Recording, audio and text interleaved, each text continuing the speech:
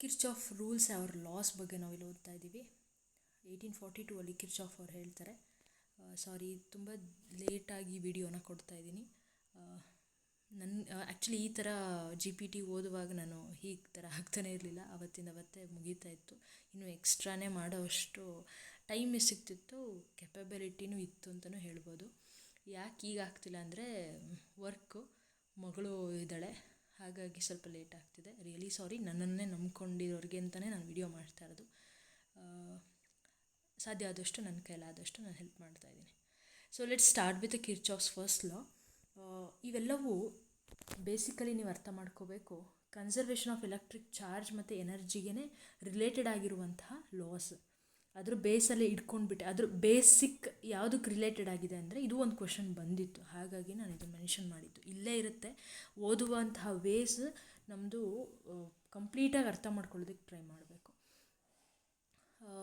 Ohm's law ಇಂದ ಅಷ್ಟೇ ಸಾಕಾಗೋದಿಲ್ಲ. ನಾವು ಕಂಪ್ಲೀಟ್ ಅಂದರೆ ಸರ್ಕ್ಯೂಟ್ಸ್ ತುಂಬ ಸಿಂಪಲ್ ಆಗಿತ್ತು ಅಂದರೆ ಮಾತ್ರ ಆರಾಮಾಗಿ ಓದ್ಬೋದು. ಅದೇ ಕಾಂಪ್ಲೆಕ್ಸ್ ಆಗ್ತಾ ಹೋದಾಗೆ ಓಮ್ಸ್ ಲಾ ಇಂದ ಸಾಕಾಗಲ್ಲ. ಹಾಗಾಗಿ ಕಿರ್ಚಾಫ್ ಲಾ ಅಂಥೇಳಿ ನಾವು ತಗೋತೀವಿ. ಸೊ ಫಸ್ಟ್ ಲಾ ತುಂಬ ಸಿಂಪಲ್ಲು, ಜಂಕ್ಷನ್ ರೂಲ್ ಅಂಥೇಳಿ ಕರಿತೀವಿ. ಒಂದು ಜಂಕ್ಷನ್ ಅಂತಂದರೆ ಸುಮಾರು ಒಂದು ಏನು ರೋಡ್ ಹೇಳ್ತೀವಲ್ಲ, ಇಂಥ ಜಂಕ್ಷನ್ ಹೆಸರುಗಳು ನನಗೆ ನಮ್ಮ ಪ್ಲೇಸ್ಗಳಲ್ಲಿ ಇಲ್ಲದಿರೋದ್ರಿಂದ ನಂಗೆ ಅಷ್ಟಾಗಿ ಫ್ಲೂಯೆಂಟಾಗಿ ಯಾವ ಜಂಕ್ಷನ್ ಹೆಸರು ಬರ್ತಾಯಿಲ್ಲ, ನೆನಪಾಗ್ತಾಯಿಲ್ಲ. ಬಟ್ ಯೂಶ್ವಲಿ ಜಂಕ್ಷನ್ ಅಂತೆಲ್ಲ ಕೇಳ್ತೀವಿ. ಏನು ಅಂತಂದರೆ ಒಂದು ದಟ್ ಈಸ್ ನಮ್ಮ ಮೀಟಿಂಗ್ ಸ್ಪಾಟ್ ಅಥವಾ ಒಂದು ಸರ್ಕಲ್ ಅಂತೇನು ಹೇಳ್ತೀವಲ್ಲ, ಆ ಥರ. ಅದು ಎಷ್ಟೋ ರೋಡ್ಗಳಿಗೆ ಅದೇನಾಗಿರುತ್ತೆ, ಕನೆಕ್ಟ್ ಆಗಿರುತ್ತೆ. ಸಿಮಿಲರ್ಲಿ ಹಿಯರ್ ಆಲ್ಸೋ ಎಷ್ಟೋ ವೈರ್ಗಳು ಇದು ಒಂದು ಪಾಯಿಂಟಲ್ಲಿ ಮೀಟ್ ಆಗ್ತಾ ಇರುತ್ತೆ. ಇಲ್ಲಿ ಹಾಗಿದ್ರೆ ಆ್ಯರೋ ಮಾರ್ಕ್ಸನ್ನು ನೀವು ಅಬ್ಸರ್ವ್ ಮಾಡಬೇಕು. ಇಲ್ಲಿ ಈ ಥರ ಇದೆ, ಹೀಗಿದೆ, this one and this one. ಹಾಗಿದ್ರೆ sum of the currents meeting at a point in electric circuit is always zero ಅಂತ ಹೇಳಿ ಕರಿತೀವಿ. ಅದು ಒಂದಲ್ವಾ ಎರಡಲ್ಲ, ಎಷ್ಟು ಬೇಕಾದರೂ ಇರ್ಬೋದು. ಅಥವಾ ಇಲ್ಲಿ 5 ಕೊಟ್ಟಿದ್ದಾರೆ ಅಂದರೆ 5 ಇರಬೇಕು ಅಂತಲ್ಲ. ಇಟ್ ಡಿಪೆಂಡ್ಸ್, ಎಷ್ಟಾದರೂ ಇರಬಹುದು. ಆ ಒಂದು ಸರ್ಕ್ಯೂಟ್ ಮೇಲೆ ಡಿಪೆಂಡ್ ಆಗಿರುತ್ತೆ ಅಂತ ಇಟ್ ಡಿಪೆಂಡ್ಸ್ ಅಂತ ಹೇಳಿದ್ದು. ಇದನ್ನು ಜಂಕ್ಷನ್ ರೂಲ್ ಅಂತ ಹೇಳಿ ಕರಿತೀವಿ. ಹಾಗಿದ್ರೆ ಹಾಗಿದ್ರೆ total electric current is going to be zero. But ಈ ಆ್ಯರೋ ಮಾರ್ಕ್ಸ್ ಏನನ್ನು ತೋರಿಸ್ತಾ ಇದೆ ಅಂತಂದರೆ, ಇವನ್ನೆಲ್ಲ ನೀವು ಟುವರ್ಡ್ಸ್ ದ ಸರ್ಕ್ಯೂಟ್ ಒಂದು ಕಡೆ ಮೀಟಿಂಗ್ ಪಾಟಿಗೆ ತೊಗೊಂಡಿದ್ದೀರಾ ಅಂದರೆ ಇದನ್ನು +I1 +I2 +I4 ತೊಗೊಂಡ್ರೆ I5 ಮತ್ತು I3ನ ಮೈನಸ್ ಅಂತ ಹೇಳಿ ತೊಗೋತೀರಾ. ಓಕೆನಾ? So according to Kirchhoff's first law, ಅದನ್ನೇ ಜಂಕ್ಷನ್ ರೂಲ್ ಅಂತೇನು ಕರೆದ್ವಿ, ಅಲ್ಲಿ ಹಾಗಿದ್ರೆ ಏನಾಗುತ್ತೆ, I3ಗೆ ಮತ್ತು I5ಗೆ ನೆಗೆಟಿವ್ ತೊಗೋತೀವಿ. ಸೊ ಆ್ಯಸ್ ಅ ಹೋಲ್ ಅವೆಲ್ಲವೂ ಏನಾಗಿರುತ್ತೆ, ಈಕ್ವಲ್ ಆ್ಯಂಡ್ ಟೋಟಲ್ ಆಗಿ ತೊಗೊಳ್ಳೋದಾದರೆ ಝೀರೋ ಅಂಥೇಳಿ ಕನ್ಸಿಡರ್ ಮಾಡ್ತೀವಿ. ಸೊ ಸೈನ್ ಕನ್ವೆನ್ಷನ್ ಸಹಿತ ಇಂಪಾರ್ಟೆಂಟ್ ಆಗುತ್ತೆ. Current flowing towards the junction ಇರೋದನ್ನು ಪಾಸಿಟಿವ್ ತೊಗೋತೀವಿ, ಅವೇ ಫ್ರಮ್ ದ ಜಂಕ್ಷನನ್ನು ನೆಗೆಟಿವ್ ತೊಗೋತೀವಿ. That's what we learned.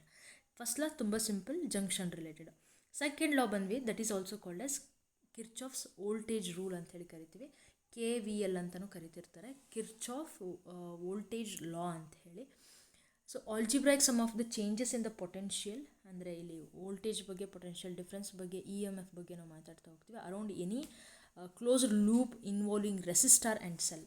ರೆಸಿಸ್ಟಾರ್ ಬಗ್ಗೆ ಬರುತ್ತೆ ಮತ್ತು EMF ಬರುತ್ತೆ. ಸೆಲ್ ಅಂತಂದರೆ ಅಲ್ಲಿ ನಾವು ಮಾತಾಡ್ತಾ ಇರೋದು ಅದರ ಪೊಟೆನ್ಷಿಯಲ್ ಡಿಫ್ರೆನ್ಸ್ ಬಗ್ಗೆ.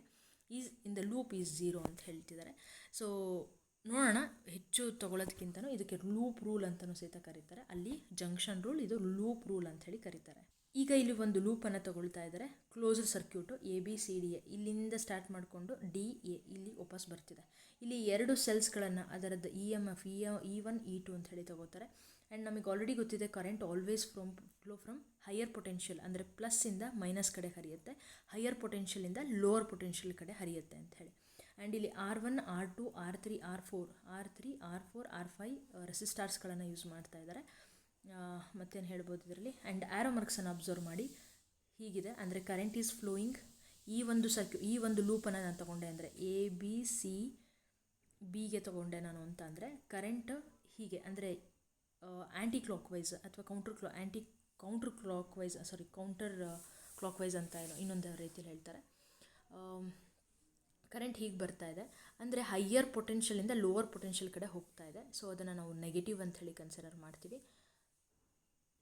ಆ್ಯಕ್ಚುಲಿ ನೆಗೆಟಿವ್ ಅಂತ ತೊಗೊಳ್ದು ಹೈಯರಿಂದ ಲೋವರ್, ಅದು ಇದು ವೀಟ್ ಸ್ಟೋನ್ ಬ್ರಿಡ್ಜ್ ಹೇಳಬೇಕಿತ್ತು, ಮಿಸ್ ಮಾಡಿದೆ ನೋಡಿ.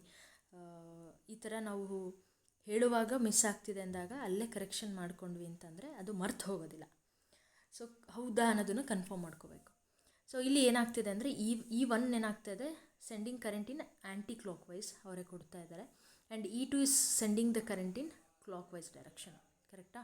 ಹಾಗಿದ್ರೆ ಟೋಟಲ್ ಇ ಎಮ್ ಎಫ್ ನಾವಿಲ್ಲೇನು ಹೇಳಿದ್ವಿ, ಈ ಒಂದು ಸರ್ಕ್ಯೂಟ್ ಬಗ್ಗೆ ಹೇಳುವಾಗ, ಈ ಒಂದು ಲಾ ಬಗ್ಗೆ ಹೇಳುವಾಗ ಇಲ್ಲಿ ನೋಡ್ಕೊಳ್ಳಿ, ಇ ಎಮ್ ಎಫು ನೋಲಿಂಗ್ ರೆಸಿಸ್ಟಾರ್ ಸೆಲ್ಸ್, ಅಥವಾ ಇನ್ನೂ ಸಿಂಪಲಾಗಿ ಇಲ್ಲಿ ಹೇಳ್ತಿದ್ದಾರೆ algebraic sum of the products of resistance and current flowing through them. ಯಾವುದಕ್ಕೆ? ಇ ಎಮ್ ಎಫಿಗೆ ಈಕ್ವಲ್ ಆಗಿರುತ್ತಂತೆ.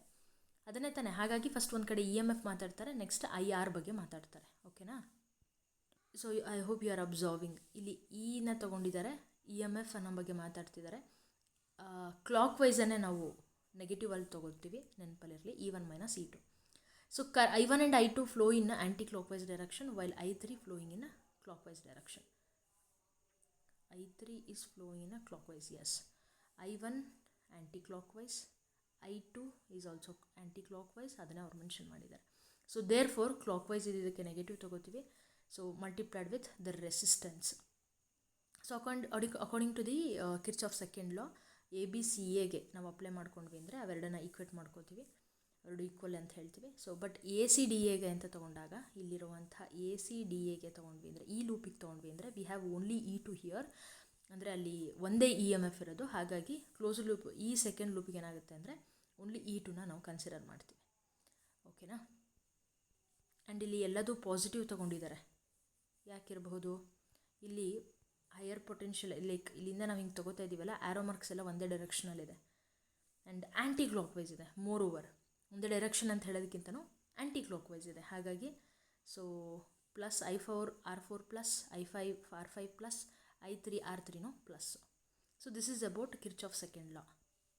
ಸೊ ಸೈನ್ ಕನ್ವೆನ್ಷನ್ ಕೊಡ್ತಾ ಇದ್ದಾರೆ. ಪ್ರಾಡಕ್ಟ್ ಆಫ್ ರೆಸಿಸ್ಟೆನ್ಸ್ ಮತ್ತು ಐ ಏನಿರುತ್ತೆ is taken as a positive if the direction of the current in that arm is same in sense as the one moves, ಅಂದರೆ ಹೇಗೆ move ಆಗ್ತಿರ್ತೀವೋ ಅದೇ ಡೈರೆಕ್ಷನಲ್ಲಿದ್ದರೆ, ಆ್ಯಂಟಿ clockwise ಅನ್ನೋದಕ್ಕಿಂತನೂ ಯಾವ ಡೈರೆಕ್ಷನಲ್ಲೇ ಹೋಗ್ತಿರ್ತೀವಿ ಅಂತ ಹೇಳ್ತಾ ಇದ್ದಾರೆ. ನೋಡಿ, ಕನ್ಫ್ಯೂಸಿಂಗ್ ಫ್ಯಾಕ್ಟರ್ಸ್ ಇದೆಲ್ಲ.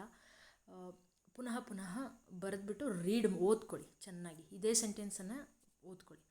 ನೆಗೆಟಿವ್ ತೊಗೋತೀವಂತೆ ಯಾವಾಗ? When it is in opposite direction. ಈಗ ಮತ್ತೆ ಇದೇ ಸೆಂಟೆನ್ಸನ್ನು ನಾವಿಲ್ಲಿ ಅಪ್ಲೈ ಮಾಡಿದ್ವಿ ಅಂತ ಅಂದರೆ, ಈಗ ನೋಡ್ತಿದ್ದೀವಿ, ಲೈಕ್ ಇಲ್ಲಿಂದ ಹೀಗೆ ತೊಗೋತಾ ಇದ್ದೀವಿ, ಲೂಪಲ್ಲಿ ಹೀಗೆ ಮಾತಾಡ್ತಿದ್ವಿ ಅಂದರೆ, ಸೊ ಎಲ್ಲ ಪಾಸಿಟಿವ್. ಆ ರೀತಿಯಾಗಿ ಹೀಗೆ ಹೋಗ್ತಾ ಇದ್ದೀವಿ, but I3 is coming opposite, ಹಾಗಾಗಿ I3 ನೆಗೆಟಿವ್ ತೊಗೊಂಡಿದ್ದೀವಿ.